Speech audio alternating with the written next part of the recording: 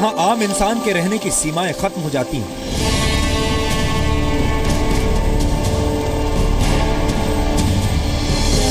उस जगह को सियाचिन कहते हैं और यहीं से शुरू होती है अदम्य साहस की वो कहानी जिसे हिंदुस्तान का सैनिक ही जी सकता है।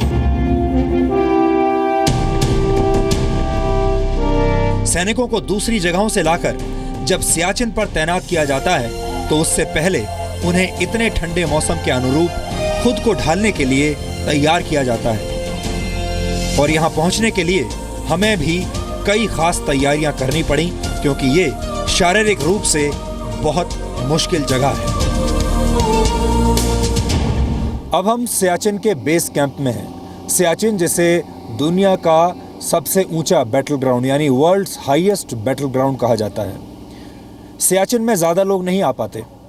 कहा जाता है कि सियाचिन में या तो आपका जिगरी दोस्त आएगा आपसे मिलने के लिए या फिर आपका कट्टर दुश्मन आएगा।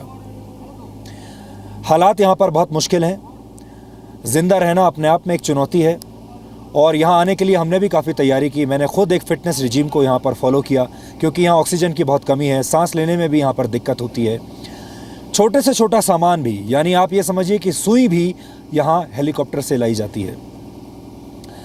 हमारे देश में जो लोग बुरहान वानी को हीरो बनाने की कोशिश करते हैं, हमारे देश में जो लोग अफजल गुरु की मौत पर आंसू बहाते हैं और हमारे देश में जो लोग कश्मीर की आज़ादी के नारे लगाते हैं, हम चाहेंगे कि उन्हें एक चुनौती दी जाए। हम चाहेंगे वो लोग इस जगह पर आकर कुछ वक्त बिताएं, तब उन्हें पता चलेगा कि देश की रक्षा के लिए कितने लोग अपनी जान की कुर्बानी देते हुए अपने घर बार छोड़कर इस दुर्गम जगह पर बैठे हुए हैं, जिसे कहा जाता है कि ये दुनिया की शायद सबसे दुर्गम जगह है और ये ऐसी जगहें हैं जहां शायद दुनिया में इतने ऊंचे ऑल्टीट्यूड पर शायद कोई और हेलीकॉप्टर कभी ना उतरता हो। हजारों फुट ऊंचे पहाड़, हजारों फुट गहरी खाइयां, न पेड़ पौधे, न जानवर, न पक्षी। अग्नि परीक्षा सिर्फ अग्नि के सामने ही नहीं होती। आपकी हिम्मत, आपके हौसले और आपके जज्बे की अग्नि परीक्षा बर्फ के इस रेगिस्तान में भी होती है। सियाचिन को दुनिया की सबसे दुर्गम जगहों में से एक माना जाता है। यहाँ पर आना बहुत मुश्किल है और अगर आप आ भी गए तो यहाँ पर जिंदा रहना उससे भी ज़्यादा मुश्किल काम है। लेकिन कभी आपने सोचा है कि इसका नाम सियाचिन क्यों है? सिया का मतलब होता है गुलाब और चिन का मतलब है घाटी यानी गुलाबों की घाटी। लेकिन अगर आप यहाँ पर आसपास नज़र डालेंगे और यहाँ के हालात को देखेंगे तो आपको ऐसा लगेगा कि शायद हमारे देश के सैनिकों के लिए इस गुलाब के कांटे बहुत चुभने वाले हैं और ये कांटे ऐसे हैं जो हर वक्त आपको चुभते रहते हैं। कभी बर्फ़ की शक्ल में चुभते हैं, कभी ठंड की शक्ल में चुभते हैं और कभी वातावरण की शक्ल में ये चुभते रहते हैं और जब आप इन सब से बच जाते हैं तो हो सकता है दुश्मन की गोली आपके शरीर को छू जाए। ये हिंदुस्तान के फौजियों का साहस है कि वो यहाँ पर दिन रात डटे रहते हैं। बर्फ का तूफान हो या फिर कल्पना से परे गिरता हुआ तापमान, इन्हें कोई डिगा नहीं सकता, इन्हें कोई हिला नहीं सकता, मौत भी नहीं। सियाचिन दुनिया का सबसे बड़ा नॉन पोलर ग्लेशियर है। कई बार नॉर्थ पोल और साउथ पोल की तरह इसे थर्ड पोल भी कहा जाता है। और जब हम इस जगह के बारे में और ज़्यादा रिसर्च कर रहे थे और हमने यहाँ लोगों से बात की, यहाँ रहने वाले फ़ौजियों से बात की, तो ये भी पता चला कि सर्दियों में लगभग 1000 सेंटीमीटर तक यहाँ पर बर्फ़ गिरती है और जब यहाँ पर बर्फीले तूफ़ान आते हैं तो बर्फीले तूफ़ान की जो गति होती है वो कई बार 300 किलोमीटर प्रति घंटे से भी ज़्यादा होती है। बर्फीले तूफ़ान की वजह से यहाँ पर कई बार बहुत बर्बादी होती है, रहना मुश्किल होता है। और आपको याद होगा लांस नायक हनुमंतप्पा और उनके 9 साथी जब मारे गए थे तब भी एक बहुत बड़ा बर्फीला तूफ़ान यहाँ पर आया था।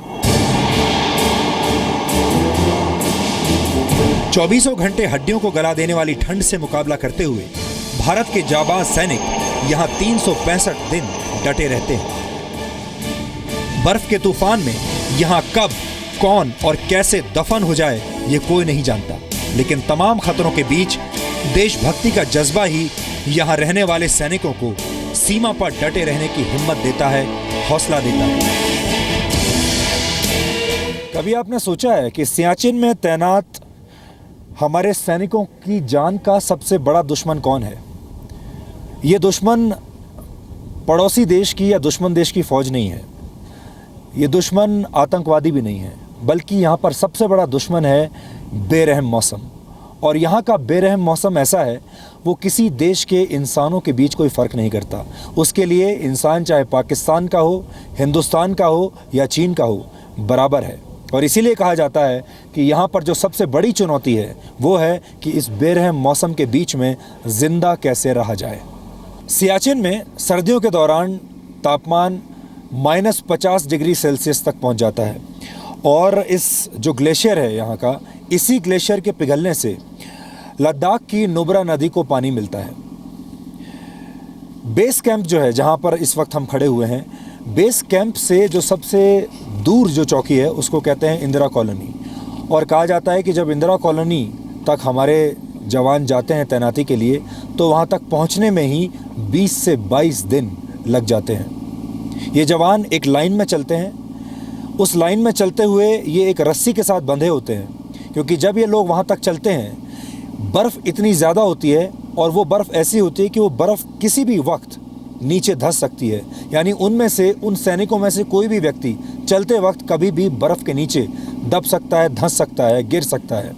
और इसीलिए इन सब लोगों को एक ही रस्सी से बांधा जाता है, ताकि अगर कोई साथी बर्फ़ में धंसे तो उसे उसके दूसरे साथी निकाल सके।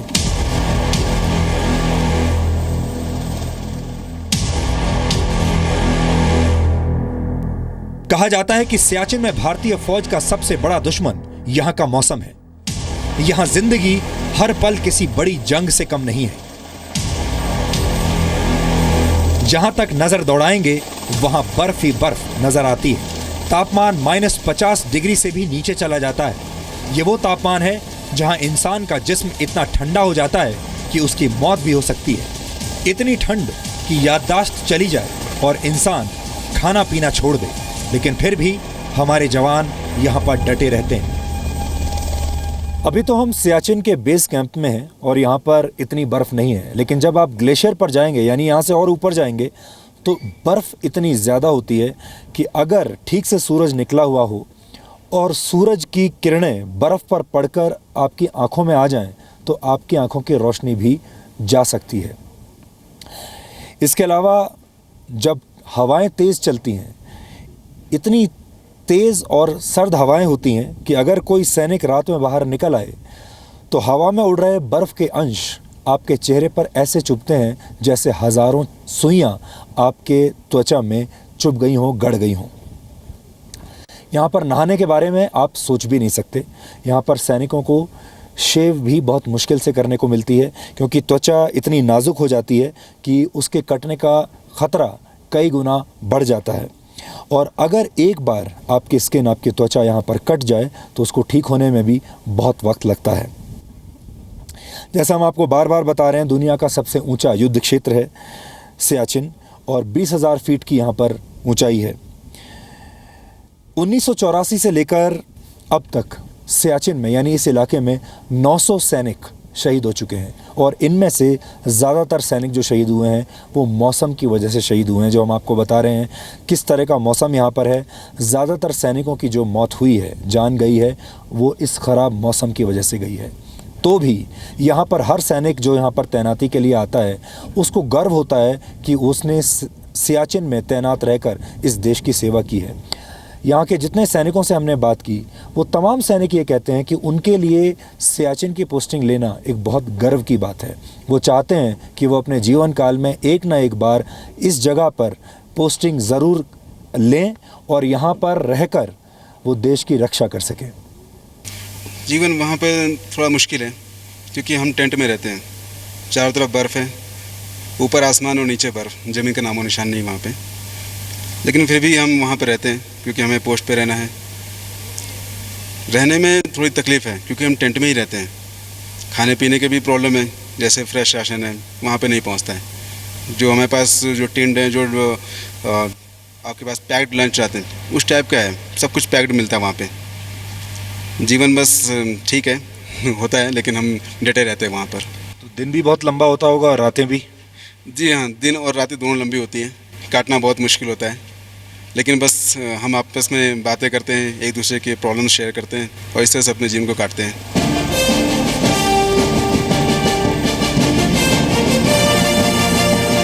पिछले 32 सालों से हमारी सेनाएं दुनिया के सबसे ऊंचे युद्ध क्षेत्र में मजबूती के साथ डटी हुई है। इसकी वजह है भारत के लिए सियाचिन का रणनीतिक महत्व। करीब 20,000 फीट की ऊंचाई पर देशभक्ति के इस जज्बे को सिर्फ वही समझ सकता है जो कभी यहां पर आया हो।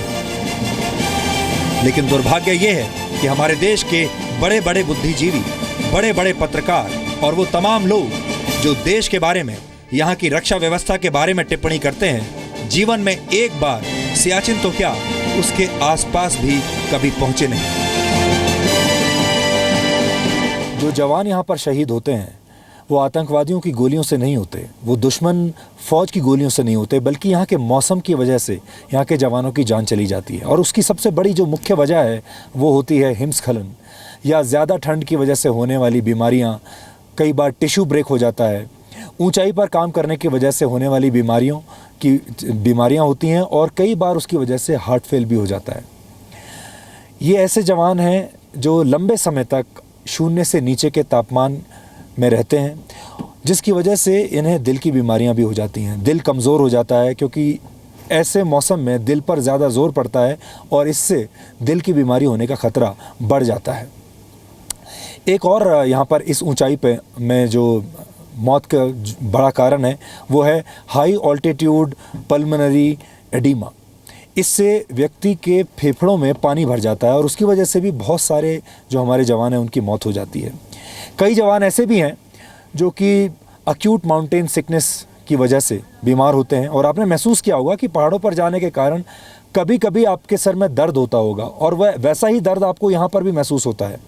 जैसे ही आप यहाँ पर आएंगे सबसे पहले आपको अपने सर में दर्द महसूस होगा, चक्कर आने शुरू हो जाते हैं और इसकी वजह ये होती है कि यहाँ पर इतनी ऊंचाई में ऑक्सीजन की बहुत कमी होती है और जब आप ऑक्सीजन की कमी के कारण और इतने कम तापमान में काम करते हैं तो आपके दिल पर भी ज़्यादा जोर पड़ता है और आपके दिमाग पर भी दबाव बढ़ जाता है। और कई बार लोग यहाँ ये कहते हैं कि जब ऐसी जगह पर आप आते हैं तो दिमाग भी काम करना थोड़ा सा कम कर देता है, याददाश्त पहले के मुकाबले कम होनी शुरू हो जाती है।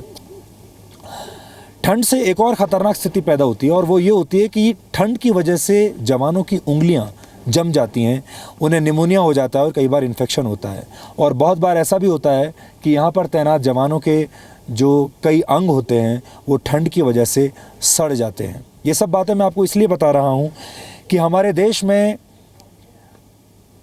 एयर कंडीशनड सेमिनार हॉल्स में बैठकर या हमारे देश में किसी यूनिवर्सिटी में बैठकर या किसी लेक्चर के दौरान या अपना आर्टिकल लिखते वक्त सेना पर सवाल उठाना बहुत आसान होता है।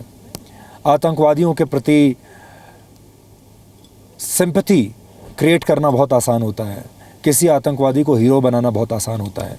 और ये तमाम लोग ऐसे होते हैं जो शायद सियाचिन जैसी जगह पर अपने जीवन काल में एक बार भी नहीं आए होते।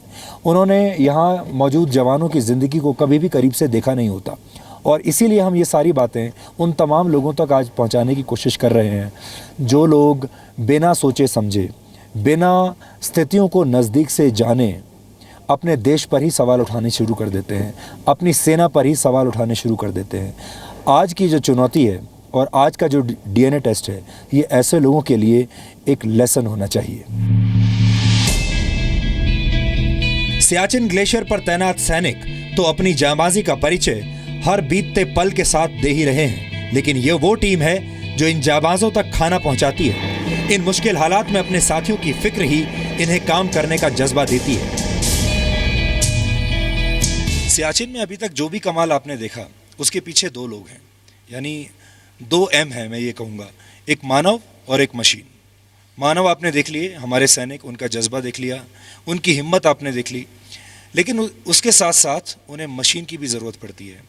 और जैसे कि मैं अभी बात कर भी रहा था, मुझे बताया गया यहाँ पर कि यहाँ कहा जाता है कि देयर आर 3 गॉड्स, 3 भगवान हैं, एक पोर्टर, एक डॉक्टर और एक हेलीकॉप्टर। हेलीकॉप्टर यहाँ एक तरीके से समझिए कि लाइफ लाइन है। अगर हेलीकॉप्टर यहाँ ना हो तो सारा काम रुक जाएगा। इसलिए अब हम आपकी मुलाकात करवाते हैं उस मेंटेनेंस सेक्शन से जो कि इन हेलीकॉप्टर्स की सेहत का ध्यान रखता है, ताकि ये हेलीकॉप्टर्स चलते रहें और हमारे सैनिकों की सेवा करते रहें। ये मेंटेनेंस सेक्शन है। पहले मैं आपको बताता हूँ कि उनका मोटो क्या है। वो देखिए सामने लिखा है, पुअर मेंटेनेंस इज़ मर्डर, यानी पुअर मेंटेनेंस एक मर्डर की तरह है। मेरे साथ स्क्वाड्रन लीडर चौहान है जो कि हमें बताएंगे कि ये इन मशीन्स को कैसे दुरुस्त रखते हैं। मेरे साथ जितने भी दोस्त हैं, these are the mix of trade. This is the team. This is the team and इस टीम में जैसे सीनियर मोस्ट है हमारे सार्जन नायक हैं, इनका ट्रेड है एयरफ्रेम, अच्छा। Correction instrument. और ये जो मशीन जहाज़ के अंदर जितने भी इंस्ट्रूमेंट्स लगे हुए हैं उनको दुरुस्त रखने का काम करते हैं। उसके बाद है एयरफ्रेम, ये रंजीत हैं, कौपल रंजीत, ये इंजन की देखभाल करते हैं। तो इनका काम यही है कि इंजन में तेल कितना है, उसमें जहाज़ के अंदर कितना फ्यूल डाला गया है, वो सारी चीज़ें रंजीत का काम है। अमित है एयरफ्रेम, इनका काम है पूरे जहाज़ में कहीं पर भी अगर कोई टूट फूट होती है तो उसका चेक करते हैं, सारे नट बोल्ट यही टाइट करते हैं जहाज़ के। जो लोग हमारे टीम मेंबर्स, जो हमारे फौजी भाई हैं, वो ऊपर पोस्टों पे बैठे हुए हैं। तो अगर हम सुबह जल्दी उठ के एयरक्राफ्ट रेडी नहीं करेंगे और तो उनके लिए फ्रेश ईटेबल्स नहीं पहुंच पाएगा। तो ये चीज़ हमें मोटिवेट करती है कि सुबह उठने के लिए, और हम यहाँ हैं ही देश सेवा के लिए, तो यही मोटो है। नरेश का जो काम है वो है दुश्मन के हवाई जहाज़ को पहचानना और बताना कि कहीं कोई दुश्मन का हवाई जहाज़ इंट्रूजन तो नहीं कर रहा है हमारी टेरिटरी में। नरेश कैसे पहचानते हो? सर इसके लिए हमें ट्रेनिंग दी जाती है। उसमें कुछ सिंबल होते हैं, साइन होते हैं, प्लस उसमें जो देखकर वो ये पहचानना पड़ता है कि किस टाइप का कौन सा जहाज़ है। तो उसके लिए हमें प्रॉपर ट्रेनिंग दी जाती है। प्लस उसके हमें मॉडल दिखाए जाते हैं कि ये चाइना के मॉडल हैं, ये अपने जो दुश्मन देश हैं उनके हैं, अपने नेबर जितने नेबर हैं, कंट्री हैं, उनके सभी जहाज़ों का हमें याद दिलाया जाता है कि इसका ये सिंपल है, इसका ये सिंपल है। उसी हिसाब से हम देखकर, आँखों से देखकर उसको हम पास करते हैं। इन तमाम मुश्किल हालात और विपरीत परिस्थितियों के बीच भी हमारे जाबाज सैनिक देश के लिए यहाँ हमेशा तैनात रहते हैं और इन्हें किसी चीज की शिकायत नहीं। 20,000 फुट की इस ऊंचाई पर दुनिया की कोई और सेना खड़ी नहीं होती। सियाचिन के लिए भारत के सैनिकों को बेहद कड़ी ट्रेनिंग दी जाती है ताकि दुनिया के सबसे मुश्किल मोर्चे पर देश का झंडा हमेशा लहराता रहे, देश का झंडा हमेशा ऊंचा रहे।